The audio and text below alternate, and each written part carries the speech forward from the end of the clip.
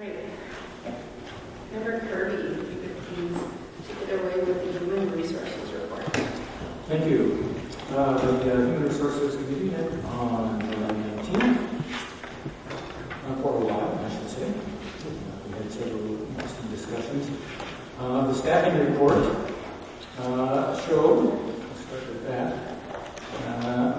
we had, in the summer, 7 certified appointments, 37 certified extensions, 1 certified leave, 1 certified permanent increase, 2 certified resignations, 2 certified retirements,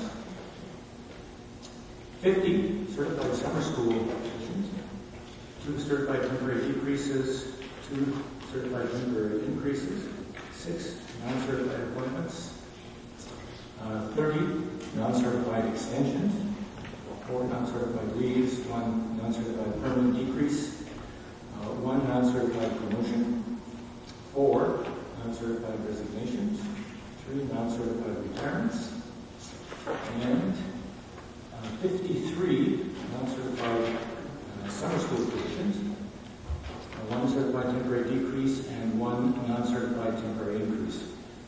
A lot of these positions dealt with summer school issues. Our action items included raising the hourly salary of some hourly and substitutes, hourly and non-certified substitutes. Most of these, we're told, work less than 12 hours per week. The state minimum wage goes up August 1st to $9.50, and so we increased those who were at $9 to $9.50, and there were actually a few who were at $9.50 who went to $10, although not many. There was a lot of discussion around this, and I think general support within the school board and the committee for maximizing the wages and benefits of all ISD 709 employees, but also being cognizant of the effects that these decisions have on other employees. Those close to in salary to those whose salaries are being raised are affected. We have to be cognizant of other school districts and professions and market rates. And we have to be cognizant of the overall budget and the effect that this has on the budget and on contractual agreements that we have with certified units, which puts subsequent upward pressure on these wages and costs of the district. And I expect there will be more discussion of this in our committee, but there was a lot of discussion about this, and we all wanted to give our employees the best benefit and wage package that we could. Now we get to approve that. It's just as an action item. Okay. Next, there was a discussion of the policy 413 prohibiting harassment and violence. This is different than the bullying policy, which is another policy.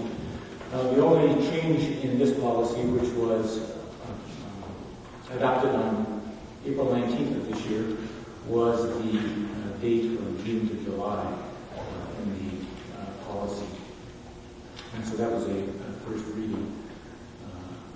I think Member Johnson asked for more detail, which we subsequently obtained.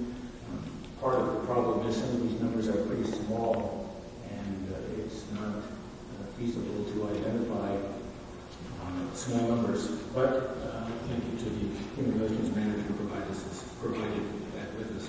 So there was a summary of the harassment complaints that was provided to us as well.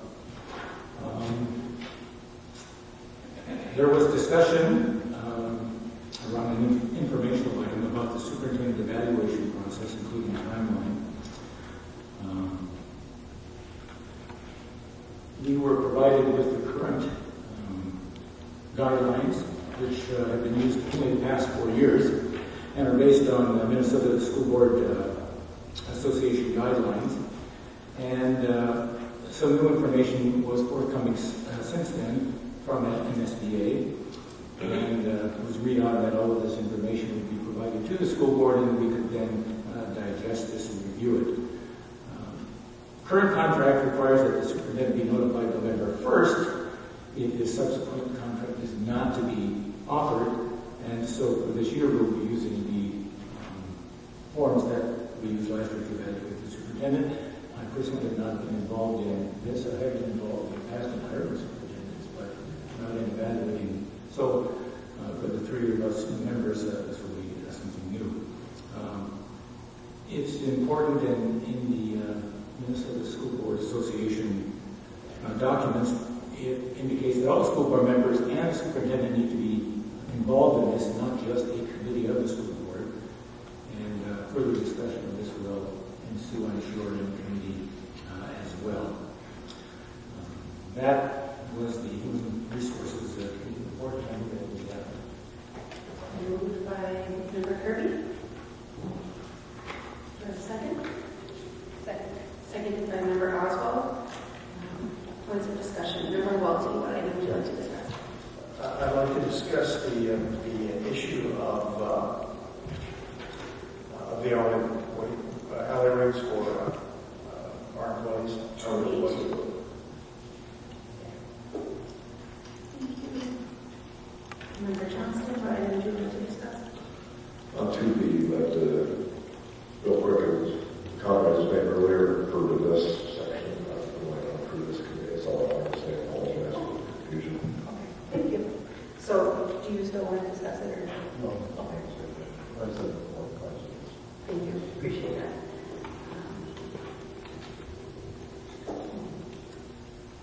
Let's just restart. Did anyone else have their vote? And Member Oswald?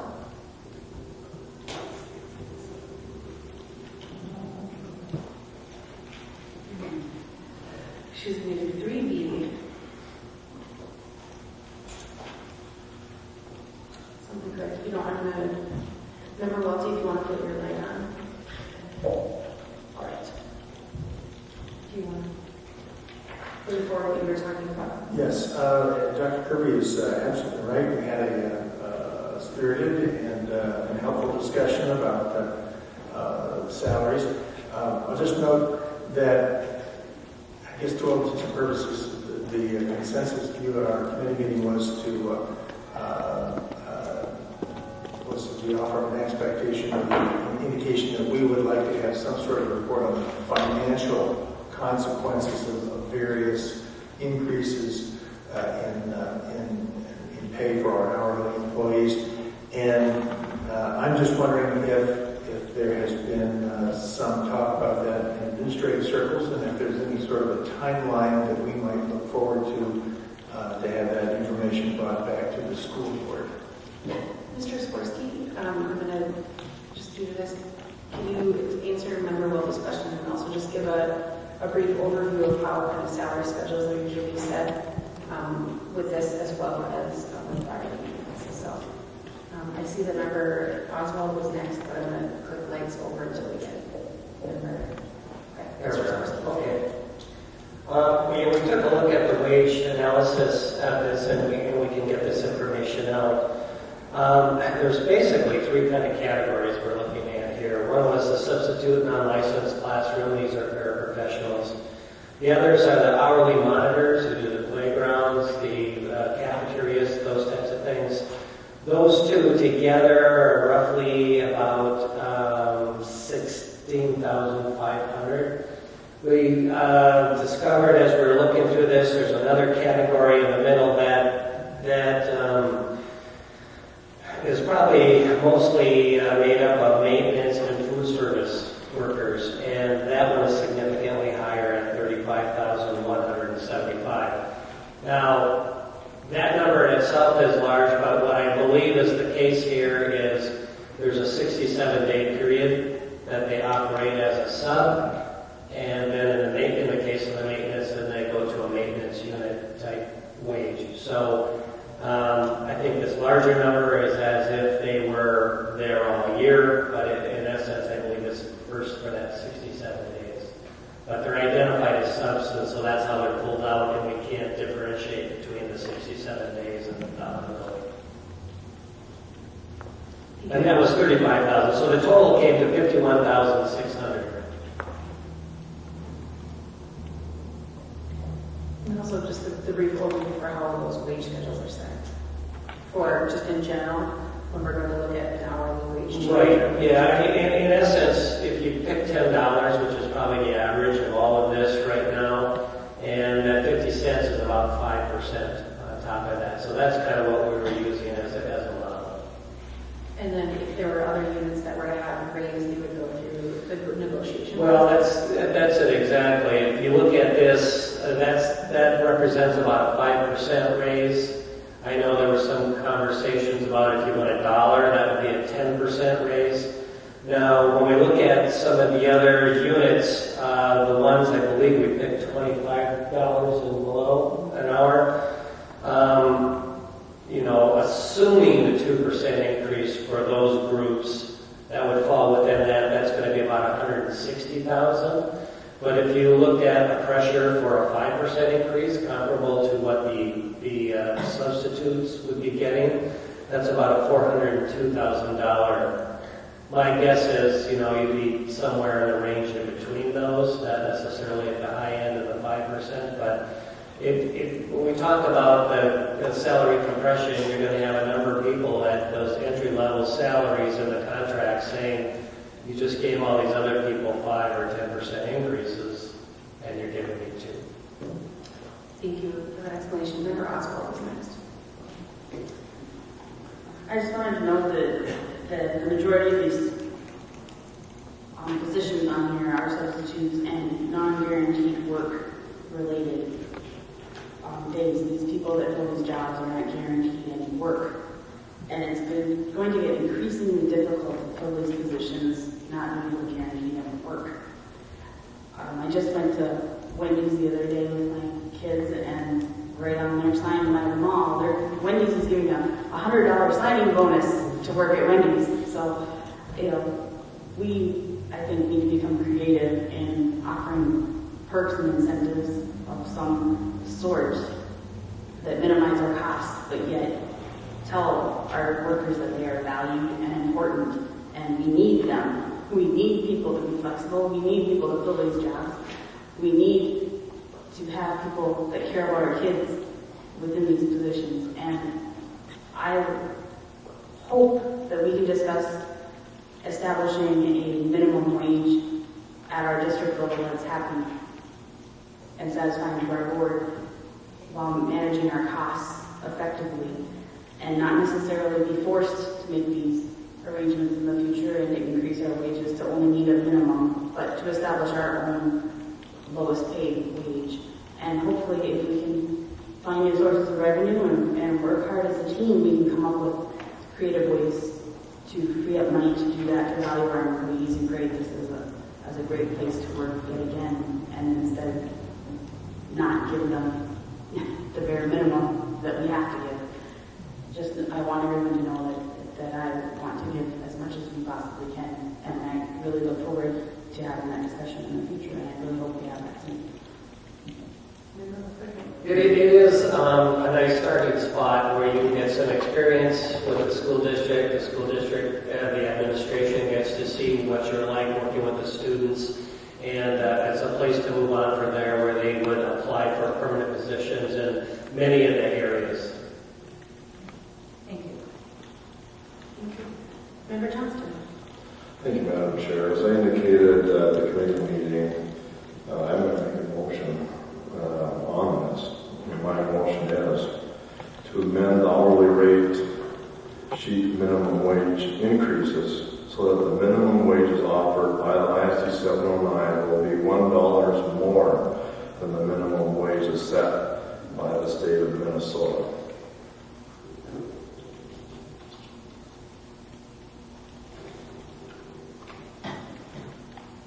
So moved by Member Johnston.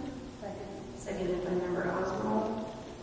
Any discussion? Member Walton, would you like to have discussion on this, or is this on the amendment, or would you like to discuss the whole?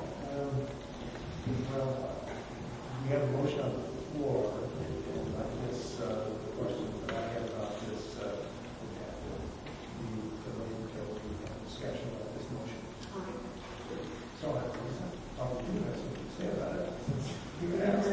Member Kirby. Well, thank you. in principle support this. I think that, I'm not sure this needs to be done tonight without some more discussion about that, but I certainly in principle think that we should increase this as much as we can. But I don't think that I would support that tonight. Member Welty? Just a logistic question then. If we were to make this motion sometime this summer,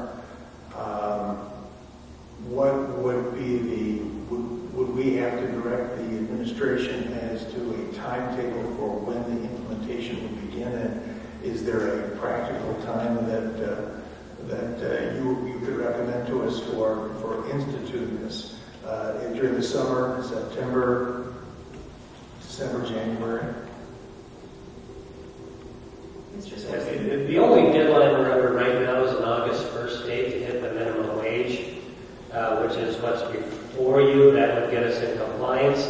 Beyond that, we can pick any kind of time frame. The majority of our hourly people are going to be back that first week of September.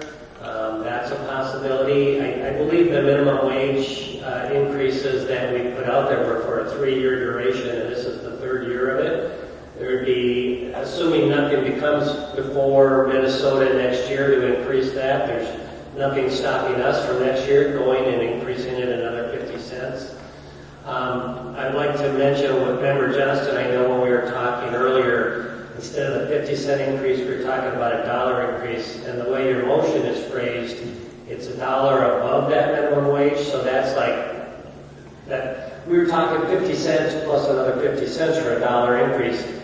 The way the motion is worded is you've got your 50 cents plus $1 on top of that. So, for instance, that 51,000 would be nearly tripled. So it would be 150,000 versus the 51,000. If you only went $1 from where the minimum wage is now, meeting the minimum wage and 50 cents over that, that would be about 100,000. I just have a point of clarification. Member Johnson, where in our budget cuts from this last year would you find that additional? Would you think that we would find that additional funding? I think it's really important we have this discussion and have it during the budget planning process, but I didn't hear it brought up this year during that planning process. I know you brought this up last year, and is this that same question? So do you have any ideas where we would pull that from, Member Johnson? Well, yes, I do, and I'll say why I think we have to do this now.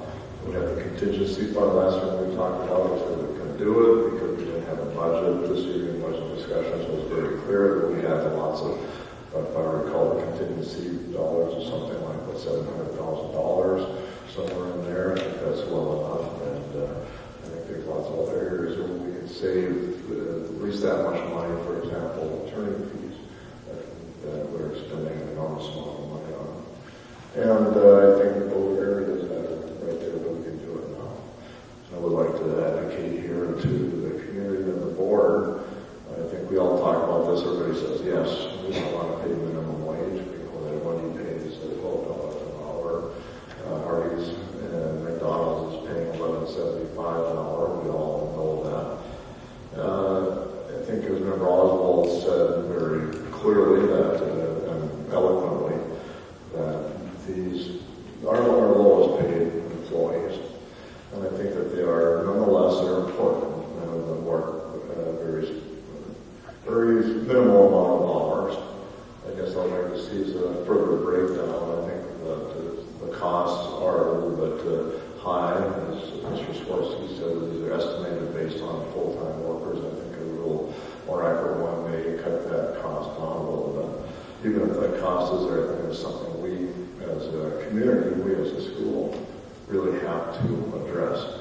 I look at some of these people that this will be affected: lifeguards, playground leaders, gym supervisors, activity leaders, pool directors. Some are hourly substitutes in maintenance and construction.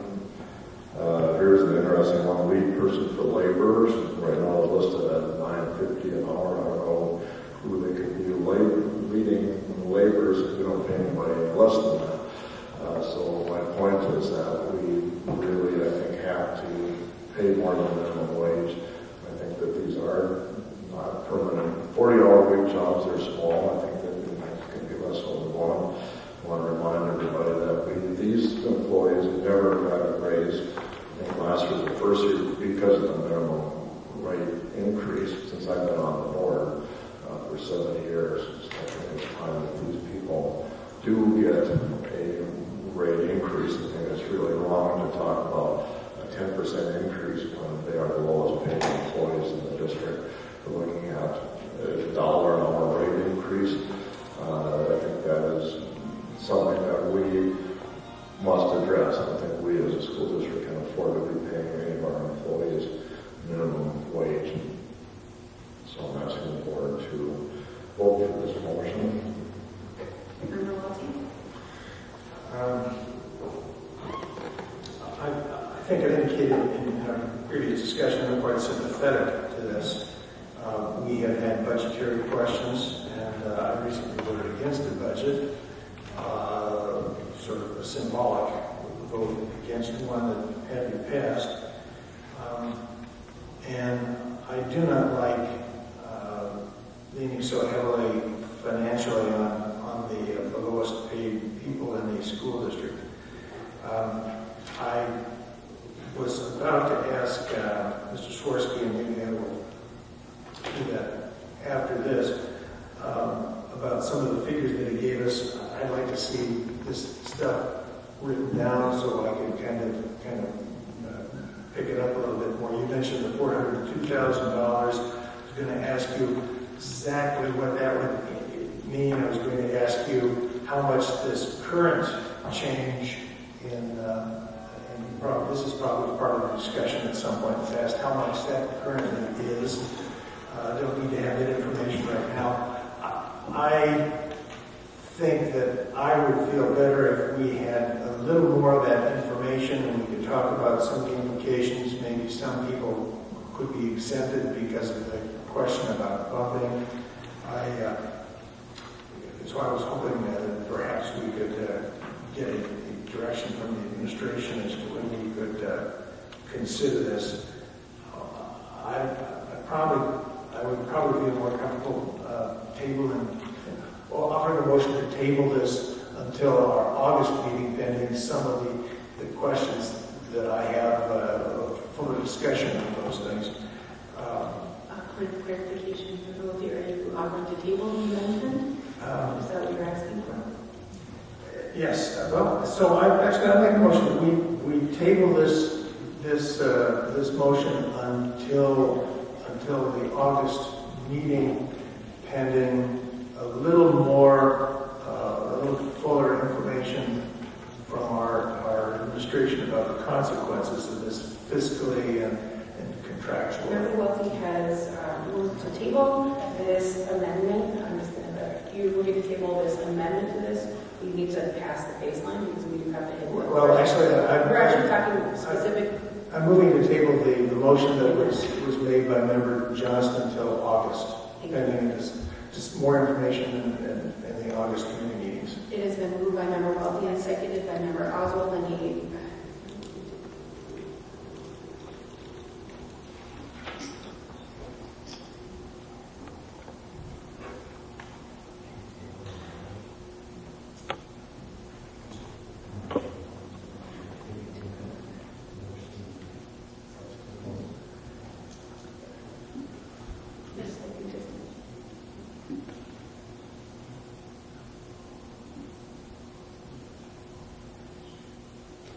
Laying on the table is not debatable, so we will move into a vote. All those in favor of tabling the amendment brought forward by Member Johnston, say aye. Aye. Opposed? The tabling passes 6-0. That will be moved to the next month. We will continue the discussion on the motion at hand. Member Okay, for clarifications, at any point, based on what Mr. Swirsky said, we can do pay increases. So, at any point we really could. And it sounds like for the discussion that's going on right now, that's exactly why I would want to have just more discussion. We don't have We also, I know we are in contract negotiations right now with at least one of our bargaining units too, and I want to honor that process. I also, again, agree with Member Kirby. I think we all, as we talked about at the committee meeting, want to pay all of our staff, no matter what position they're in, the best salary we can. That's not the argument. And so, Mr. Swirsky, is there any kind of clarification you'd want to give also about this list? Because what I recall, and I'm looking at my notes from last week, some of these positions we don't even fill. Is that correct? And if you want to just go back to this list and provide us with more accurate information, thank you.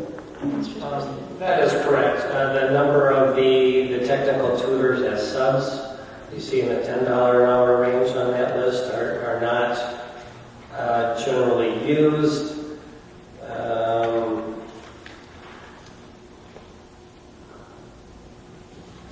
Some of them, I think, when we were under community ed, where was the community ed? There.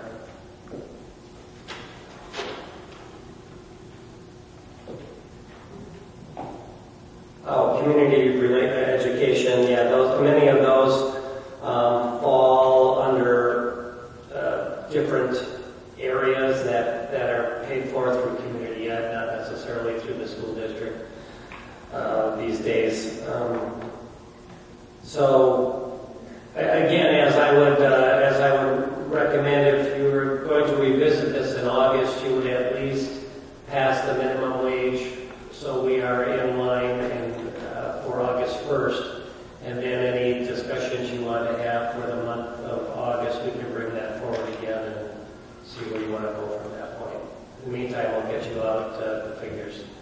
I think that makes perfect sense. I have no difficulty authorizing the current recommended increases, and it would be something that we just consider base when we get into our discussions in August. And I wouldn't mind if our employees in the HR knew that this, at the very least, was going to be taken care of tonight. So I plan on voting for the current resolution. And I guess, clarify for any discussion that we have in August or September, that between now and then, any questions that you would want more background information on, we submit to the chair, and then we can get to Mr. Swirsky. Thank you. Thank you, Superintendent. Thank you. I think that the community-wide, statewide, nationwide, the conversations that have gone on in the past 2 to 5 years regarding minimum wage increases and equitable pay have come a long way. And I'm glad that we are able to provide this increase, and the increase last year at 50 cents last year, 50 cents this year. I'm glad that we've been able to make that increase, and I look forward to having more conversations. I think that the way you're doing it is really the responsible way to do it, to look at the funding, to look at exactly what we're talking about before any decisions are made. So thank you for going about that.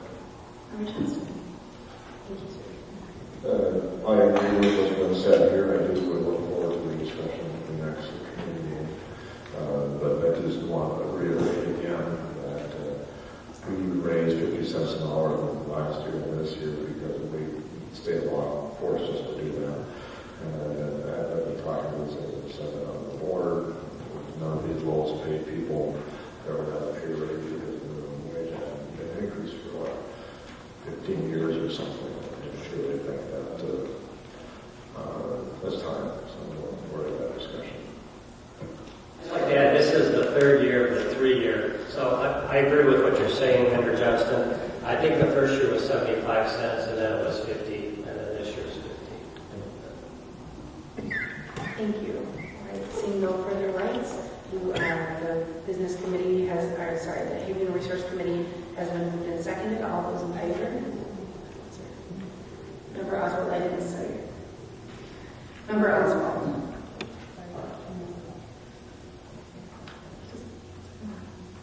Member Oswald. I want to discuss through Yes, sorry. the review of the superintendent evaluation process, including timeline. And that's the important part here, is that I know in our robust discussion at the meeting level, we really didn't discuss a timeline, and so it's in our report, and I'd like to hear the recommendation on the timeline from Mr. Swirsky or Mr. Ramsey, that has that been discussed, or do you have any recommendations about that so far? Member Oswald, may I provide a kind of clarification? My understanding was that we would, that number of folks, the number of members talked about going through the end of this term, so that we can walk through this year of the superintendent's evaluation, so that people have that experience, and then from that experience can then, where I understand that there are a lot of ideas about wanting to change it right now, but we also were waiting on the information from the School Board Association. That was the full packet. I know that you sent out a couple of pieces of the handout, and a number of people have asked about reading the full report from that evaluation, and so I'm just asking about what's already printed right there. I think that is the timeline. The timeline is that we can. And I don't agree necessarily with your summation of what the discussion during the committee. I know that we had discussed.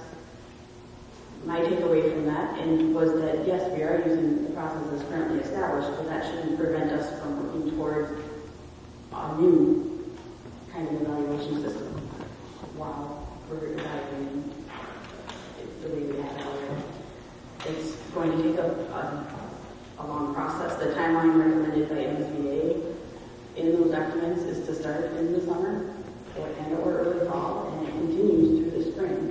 And it's a very long, continuous process because it involves a lot of discussion and a lot of working things out and agreeing on the goals that we want to be evaluated in the direction our district is going to move. And so I was concerned that, our agenda here says that it included the timeline, and I didn't remember a timeline being discussed or recommended. And that's the clarification I was asking for.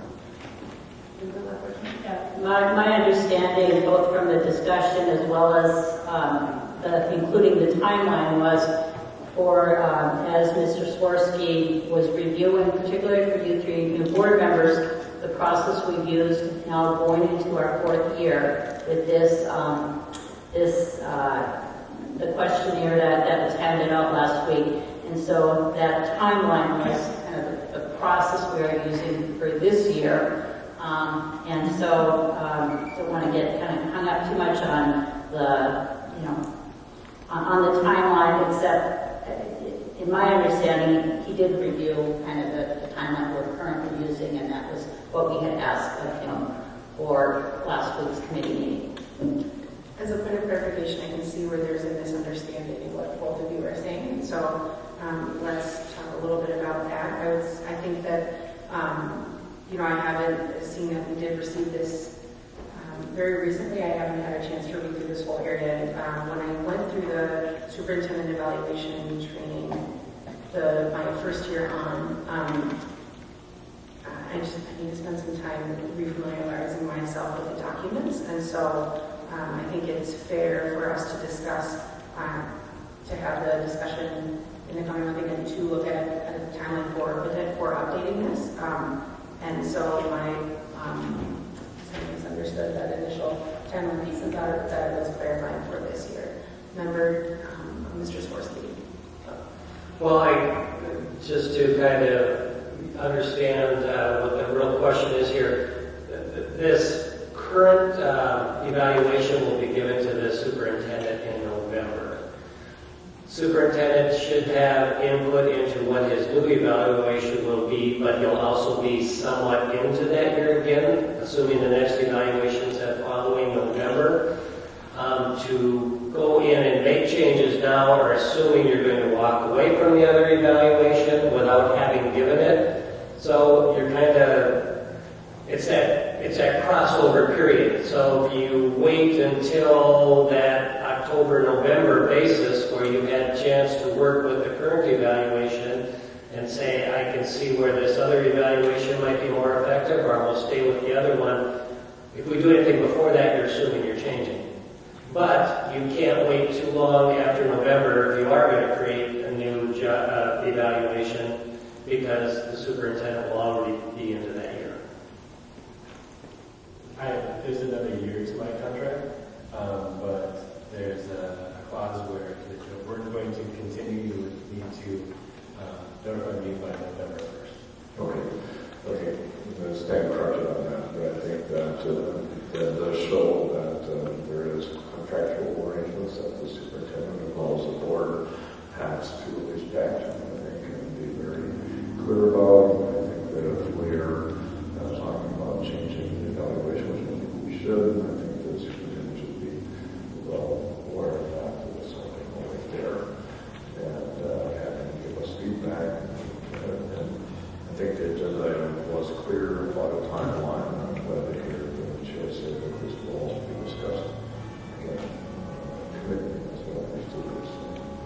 So I'm okay with that, but we do have to start to move forward on that. And as a point of clarification, the superintendent isn't just informed, he's actually part of the process of the by contract of developing his evaluation. Remember Oswald? Yes, I welcome his participation because this is a team effort and we're going to move our district forward in a positive way. We have to all be on board. That's the way to do it collaboratively. And my only concern about talking about this for a third month before we actually take any action is two members are going to be absent from that conversation during the committee meeting time as we have MSBA training in cities. And so that's very discouraging to me, being that I'm the one that brought this forward, and then I already know I'm cut out of the conversation again. So I would really hope that we can have a conversation about this at a separate meeting at some point. I think this, if you don't mind, I think it's going to be a good opportunity for a really whole discussion as well to support superintendent. Thank you. Superintendent evaluation, it's a tool. We've been working on our teacher evaluations, our principal evaluations, our other staff evaluations, and kind of working through those processes has been kind of like changing the wheels on the bus when you're going down the road, kind of a feel a little bit, because there's never a point where you stop performing and start doing something different. There's always transition periods. I'm very open to having conversations about that evaluation. I've gotten a lot out of the evaluations over the past 4 years, and gotten very specific feedback from most of the members, and thought that was a good process. It's based on areas of competency for superintendency is what it is. I've also seen models that, like the ones that are in the packet that you received, that are more goal-based, having instead of, I don't know how many items are on the current evaluation, it's, 6, 7, 8 pages long, and has many items on it. And while it's good feedback, if people see me in very different settings, and many of you do see me in all kinds of settings that are covered in that evaluation. I'm open to talking about a goals-based evaluation. Setting those goals is probably the most challenging part, because they have to be, what we educators call SMART goals, and I'm sure you've all heard us talking about SMART goals. They have to be specific and measurable, attainable, realistic, and time-bound. And so making sure that the goals are reasonable are probably what the greatest time will be. Also, how that aligns with the district-wide continuous improvement plan that was developed with input from our administrators and our teachers and the community through Think Kids, and how all that works together will be part of those conversations. So I think that they're good conversations. I'm respect that we'll go through this process the same. I'm totally open to these conversations. I'm not so much worried about that it has to be done by this time. I think as long as we're all having conversations and agree on those things, we can make that transition as the time is right to make that transition. Thank you for your clarification. Member Johnston? And just a suggestion is that we do have subcommittees for reasons to do this. I think that this is why I threw out the idea of Roswell. Throw together some kind of a format as a draft. And she was hesitant about doing that. But, put a couple of people on it. I think something like this is hard to do. And then not a for committee of the whole, so if you want to go that way, you do. But somebody just has to start. A small group of people can start that. Of course, again, reminding everybody it's a subcommittee. It doesn't have any authority. It just comes back to us, the board, and this suggestion. Next, we'll move on to the business committee report in lieu of with Member Sansom having an excused absence. I've asked Member Kirby to continue with the committee reports. So, thank you again. Thank you. The business committee met on Tuesday, the 19th, and we were presented with a financial report, and this was reviewed. The final adopted budget of fiscal year 2017 was presented, and some questions and numbers were discussed regarding that. There were no bids, quotes, RFPs, policies and recommendations. New policy 708, transportation of non-public school students, and we were introduced to Mr. Mike Johnson, who's the new transportation manager. We were introduced, and his background was given to us quite impressive, and we're quite glad and important to have his expertise and his background working for the district. The transportation of non-public school students, new policy 708, is an MSBA model policy. We don't have any current policy that correlates with this new policy, but it's almost entirely based on state statute. And it's recommended that we approve policy 708 for the second reading. This is the first reading. Policy 711, video recording on school buses, was also discussed. This was the second reading. There is no corresponding current policy that correlates with this new policy, and it's recommended that the new school board approve policy 711 as well. Some contracts were reviewed. Fuel education for online educational products in the amount of $30,000 from August 13th of this year to August 31st of next year was presented, and it's recommended that the school board approve the contract with fuel education. There was an extended discussion of workers' compensation and probability liability insurance policies and premiums, and these were presented to us, as well as the premium summaries and comparisons from our previous insurer to the one that's proposed, which is the fact that we had more than 2 years ago. There were some modified recommendations from this, and it was recommended that we spend an additional $2,200, $2,278, to increase our umbrella to cover, or increase that amount to increase our umbrella coverage from $2 million to $3 million. That was recommended, and it was also recommended that we obtain cyber liability coverage with a corporation called Beasley. They're the only ones that write this insurance, and that went up very slightly, and would be the amount of $22,157.50 for $1 million of covered. And it was explained to us how important this would be should we be sued in this regard.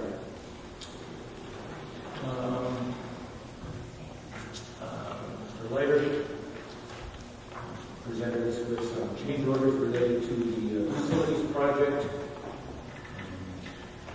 indicating that there were some unforeseen findings in some of these projects that were being undertaken,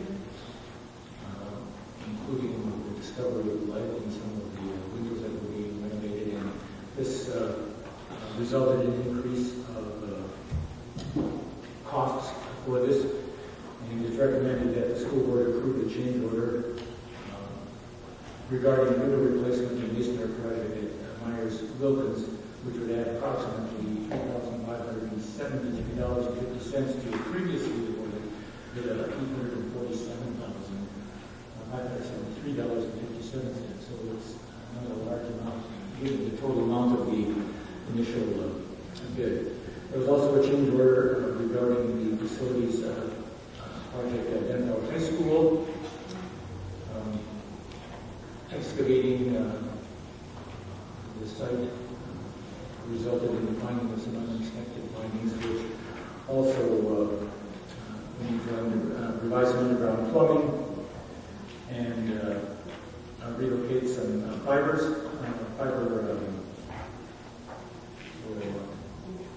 fiber optic cable, and this would increase the amount of that. Some excessive time spent because of weather also resulted in a partial increase. In any case, the total increase was $21,525, and it's recommended that the school board approve this change order as listed in bid number 1247 in Denver High School, which adds $21,525.86 to the previously awarded bid, and the total contract will now be $660,525.86.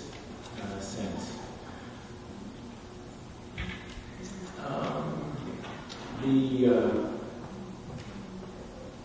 Northwood Children's Services American Academy lease was brought forward. This is a 3-year agreement with an annual cost of $98,860. This is the same rate as the previous contract. It differs only in the date and the signatories, and there's no other change in that. Resolutions. Let's see, page 72. The acceptance of donations to public schools. Resolution B 7/16/3383. Whereas Minnesota Statute 465.03 requires the school district to accept donations by resolution expressed in the terms prescribed by the donor in full, and whereas acceptance of the donations in accordance with the donor's terms is in the best interest of the Duluth Public Schools, now therefore be it resolved that the Duluth Public Schools does accept the below-described donations from said organizations in accordance with the terms set forth herein. Be it further resolved that the Duluth Public Schools wishes to extend its grateful appreciation to these various organizations. The total amount was $22,275.32, and these involved donations to Denfeld, East, Lower MacArthur, Lester Park, and Homecroft, and I move that this resolution be accepted. Second. Moved by Member Kirby, seconded by Member Welty. Seeing no lights, all those in favor? Aye. Opposed? Resolution passes 6-0. Thank you. The second resolution is pretty formal. It's a resolution to accept some authorized bank account signers. Resolution B 7-16-3384. Resolved by the School Board of Independent School District number 709, St. Louis County, Minnesota, that hereby authorize the following. The East Institution of the Duluth Teachers Credit Union, and the removal of authorized signer Margaret Weber, and the addition of authorized signer Irene Frisma. And I move that this resolution be. Second. Moved by Member Kirby, seconded by Member Welty. Seeing no lights, all those in favor? Aye. Opposed? Thank you. Passes 6-0. A further resolution refundings. And this is a lengthy resolution, D-7-16-3385. I will just read the title. A resolution authorizing the execution and delivery of an amendment to installment purchase contract and supplement to declaration of trust and approving the issuance and sale and delivery of $82,605,000 full-term refunding certificates of participation series 2016A. Mr. Steve Humper from PMA Financial is here to answer some questions regarding this resolution and the figures therein. We had an extensive discussion of that at the time. Thank you for coming and answering the questions. Thank you. So it's been moved by member Kirby. Do I have a second? Seconded by member Lefferham. And now discussion. Thank you, Mr. Humper, for joining us this evening. You're welcome, Madam Chair, board members, Mr. Superintendent. It's fun to be here tonight to be able to report on such wonderful news. We had a very successful sale today, which I'm happy to report to you today.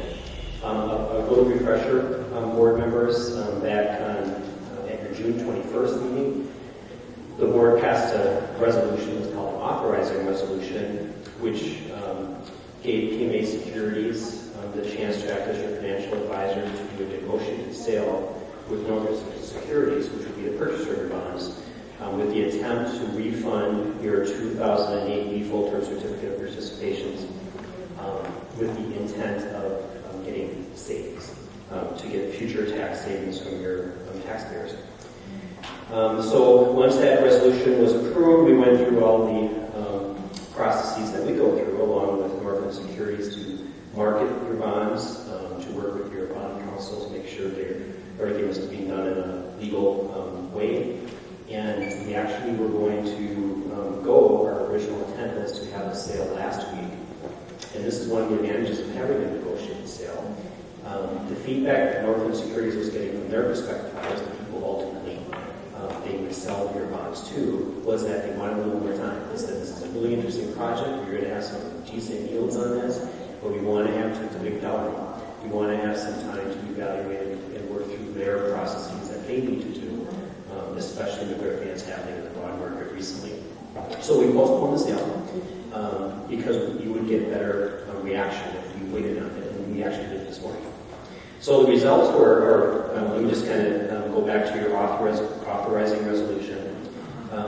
You gave us authority that we could sell bonds that could not exceed $95 million. And as the title of the resolution states, the actual sale amount was $82,605,000.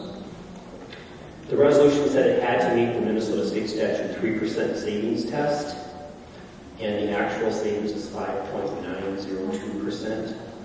The 3% savings, if you were to put into a dollar amount, would have been $2.975 million. When I reported to you back on the 21st, I told you based on market conditions that day, we thought your savings would be somewhere between $5.8 million and $5.9 million.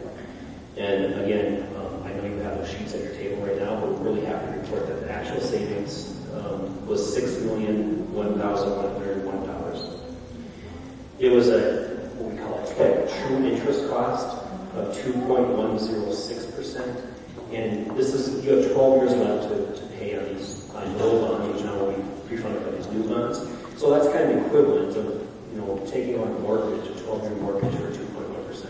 So you've got obviously a very good rate on that. The actual debt reduction, I don't want to bore you with all these numbers, but these are the really, in my mind, the most important ones. You will actually, over the next 11 years, levy $6.8 million less than you would have if you did not take this action. So that's at an average roughly of $624,000 a year, and that will start with your levy that you'll take action on this December. So for taxes that your taxpayers will start paying in 2017, the next calendar year, it will be roughly $624,000 less because of the action that you'll be taking tonight. A reminder, I know I've mentioned this to board members before, it's especially as you talk about your budgets and some other items as well. This is truly taxpayer savings. It does not help any operational parts of your budget, but it means that your taxpayers will have some tax relief. So it's certainly a wise and fiscally responsible thing for school boards to take action on. You already have a motion that's been introduced and seconded, so that will be the ratifying resolution tonight, and that will pretty much give the authority to people who bought bonds or securities. I guess you're okay with this. The closing date on these bonds will be August 17th. Once again, we will work with your bond counsel, Freiberger, Buchanan, and with Northern Securities to make sure all the proper procedures are done in place so that the bonds close on the 17th. And with that, I'll certainly stand for the questions you may have. Thank you very much. Members, are there questions? Member Johnston. Sure. Thank you, Mr. Palter, for your information. Your hard work on this. A couple of things that I'd like to clarify on this is, you mentioned this thing is selling for $82.6 million, but yet there's $94 million figure at the bottom of page 3, and could you just explain what that number is?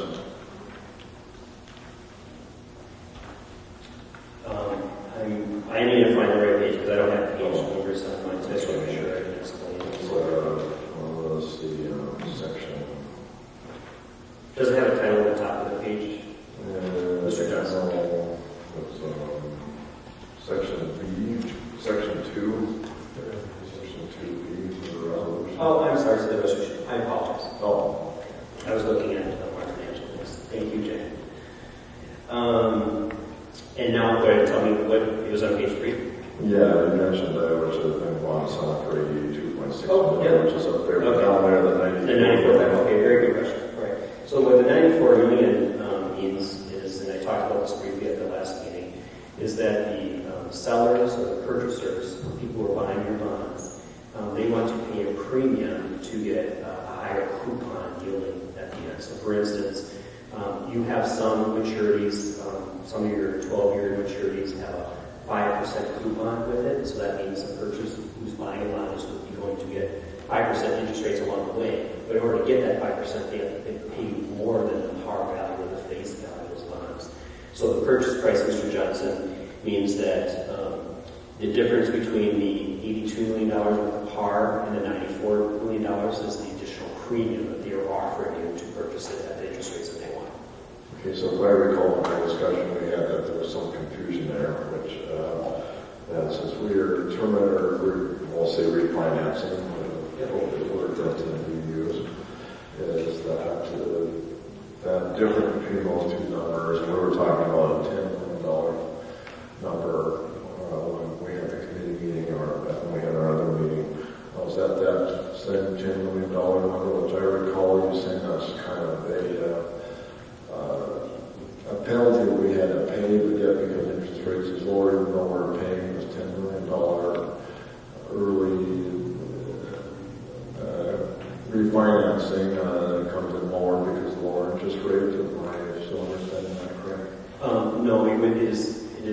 I think you're mischaracterizing what maybe I did in the past. It certainly is not a penalty. If you were to use the word penalty, if anything, it would be to the purchaser, because they are purchasing a face value that you are selling worth of $86 million, and they are giving you $94 million for that face value. In exchange for that, you have some higher yielding coupons. Okay, well, looking on your sheet that you gave us about a year back, a week ago, or whatever it was, you estimated par value was $84 million, it's $82, which because of that rate that you got, I'm assuming. Correct. A number of re-offering premium of $10 million. Then there was another number of $600,000 for that service funds on hand, for a total estimate of $94